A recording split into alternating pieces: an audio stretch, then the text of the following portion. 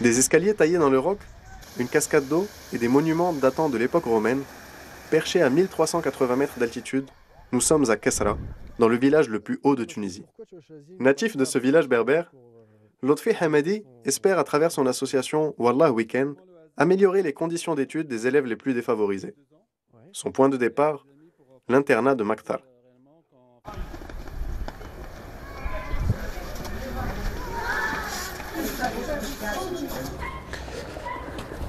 Donc là, on est dans le premier internat sur lequel vous avez agi. Oui, ça c'est l'internat pilote de l'action Wallah Weekend qui se trouve à Maktar dans le nord-ouest de la Tunisie. Il y a 339 internats en Tunisie. Ouais. Et là depuis 3 ans on est sur cet internat-là afin de trouver une solution qui puisse être répliquée sur tout le territoire.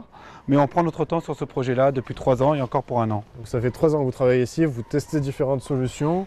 Et voilà. L'idée, c'est de trouver un modèle pour régler le problème des internats. Tout à fait. Ouais. Alors, c'est quoi exactement les problèmes de cet internat, tel que vous l'avez trouvé il y a 3 ans, et des internats en Tunisie en général? Alors, le problème des écoles en général, c'est un problème d'accès au matériel éducatif. Ouais. Et par ailleurs, pour les internats, c'est non seulement un problème d'accès au matériel éducatif, mais également un problème de cadre de vie pour les internes qui généralement vivent dans des bâtiments insalubres, où il fait froid, où il y a très peu d'accès à l'hygiène, puisqu'il y a rarement l'accès à l'eau chaude. Donc on a essayé de trouver des solutions qui soient économiques, écologiques et durables à travers justement l'installation de chauffe-eau pour l'accès à l'eau chaude. C'est important parce qu'il fait sacrément froid. C'est important, il fait froid. Hein. C'est-à-dire que quand on se lave à l'eau froide et quand il fait froid comme ça, pour moi c'est une agression. Donc il s'agissait de donner accès à l'eau chaude, on utilise donc le soleil. Et donc là maintenant on est passé de 1 douche par mois à 3 douches par semaine, ce qui n'est pas négligeable. Et parce qu'il y avait aussi des conséquences, hein. C'est pas seulement une question de manque d'hygiène, c'était aussi parfois des problèmes de gale, etc. Il y a également eu l'installation de panneaux photovoltaïques pour l'autonomie énergétique. Quand on a des élèves qui dorment mal, qui mangent mal, certains des externes qui font de longs trajets, plus de 5 km à pied, il y a forcément un impact sur leur scolarité, puisqu'il y a un problème de concentration qui est évident, quoi. Ouais. Donc l'idée, c'était justement avec Wallah Weekend de réfléchir à améliorer le cadre de vie et d'études pour avoir ce résultat, des enfants plus épanouis, des élèves qui réussissent. Et qui ont envie d'aller à l'école, quoi. Exactement, et tout le combat est là. Hein. Le combat, c'est justement de faire comprendre dans ce pays et dans les pays comme les nôtres que tant qu'on agresse l'enfance en ne tenant pas compte justement d'un meilleur cadre de vie et d'études, on aura forcément des jeunes adultes qui ne seront pas prêts à développer le pays parce qu'eux n'auront pas pu se développer. Donc là, on est dans un des dortoirs. La situation était pire avant parce qu'avant, il faisait beaucoup plus froid à l'intérieur qu'à l'extérieur. Et parfois, ça tient à des solutions très simples, comme par exemple changer l'épaisseur des vitres. Là, on est passé de 4 mm à 6 mm. Et on a fait couler une couche de mousse de polyuréthane sur le toit, qui nous a permis, voilà, pour l'isolation. C'est sympa. C'est quoi ça exactement ? Alors ça, c'est une chambre pilote au sein de l'internat pilote. L'idée, c'était de trouver une solution pour que les chambres des élèves, des enfants, soient un peu plus humaines. Parce que vous avez vu, là, les dortoirs ressemblent plus à des cellules de prison qu'à des chambres pour des enfants. Donc l'idée, c'est de trouver une solution qui soit économique et écologique. Donc c'est un prototype qui a été fait. Voilà, c'est avec du bois de palette. C'est Wiconi qui a fait ça. Et donc, ils ont travaillé sur l'idée d'une chambre qui soit un peu plus, où on travaille plus sur les volumes. Et surtout, qui donne accès également, non seulement à un petit espace de vie, qu'on peut voir là, mais aussi qui donne accès aux livres. Parce que souvent, dans les écoles et les internats, on appelle une bibliothèque ce qui est juste une salle fermée où il y a des livres. On ne donne pas accès aux élèves aux livres. Se développer, évoluer et aussi se construire en tant que citoyen, tels sont les objectifs tracés par l'équipe Wallah Weekend pour les 525 élèves, dont la moitié sont des internes. Outre l'amélioration des conditions de séjour au sein de l'internat, Lotfi et son équipe misent sur d'autres actions porteuses de valeurs positives. Une bourse est consacrée aux meilleurs élèves de chaque classe. Une calèche bibliothèque a été mise en place pour aller chercher les élèves externes. Un club culturel, un club informatique, un club environnement et un club d'entrepreneuriat ont été créés pour inciter les élèves à développer leur esprit d'innovation. Alors, quand on parle d'entrepreneuriat, je suis entrepreneur. بالدارجة نقولوا احنا باعث مشروع. عم تبعث مشروع. D'accord? Donc, si je vous demande une question, un entrepreneur, qu'est-ce qu'il fait? يشرف على العباد. اي شنو زاد شنو يعمل؟ يصحح يخلص العباد. البرودوي هيك بعد ما يجربوه اطلب من عندهم فيدباك. هيك عليه انا تو كيف نقول لكم تو كيف نحلوا ان بروجي لازم تخمم في تونس، خمم في بلادك، خمموا في تونس. المشكله فيش؟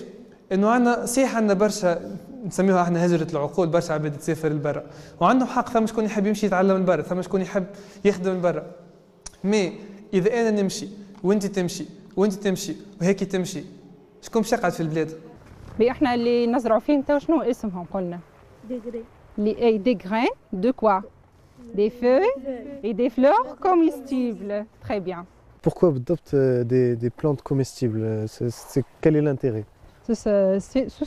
Tous les feuilles, les fleurs comestibles seront produits dans la serre, ça sera vendu dans les restaurants de haute gamme. Et après, le revenu, on va les utiliser pour l'internat, pour le budget de l'internat, pour faire des activités de matériel. Donc vous alliez le volet éducatif, mais aussi que ça ait un intérêt économique après pour l'internat. En fait, j'étais le premier ambassadeur depuis octobre 2015. D'accord, c'est cool. C'est bien ça. Alors Wallah Week-end a la particularité d'avoir des ambassadeurs en Tunisie mais aussi un peu partout dans le monde, et là on est avec 5 d'entre eux. Donc Safa, est-ce que tu peux m'expliquer combien vous êtes d'ambassadeurs et quel est votre rôle?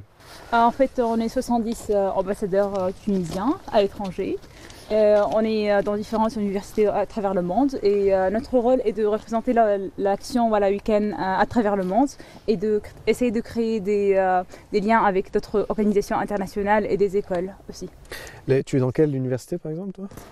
Moi je suis à MIT, je fais un bachelor degree en ingénierie mécanique et je suis intéressée par le côté investissement dans l'enfance.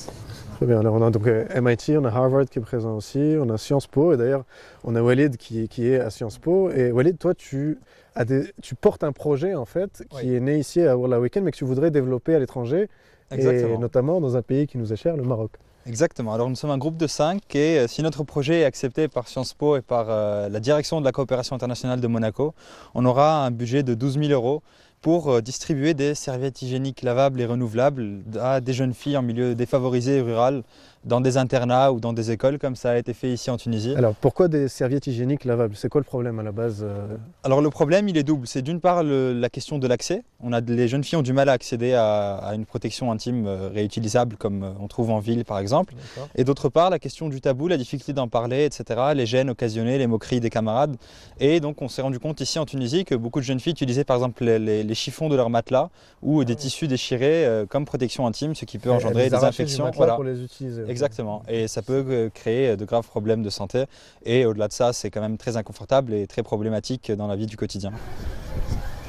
Alors Lotfi, porter un projet comme ça, c'est pas tous les jours facile, mais est-ce que vous trouvez encore la motivation au bout de 3 ans de continuer malgré les difficultés?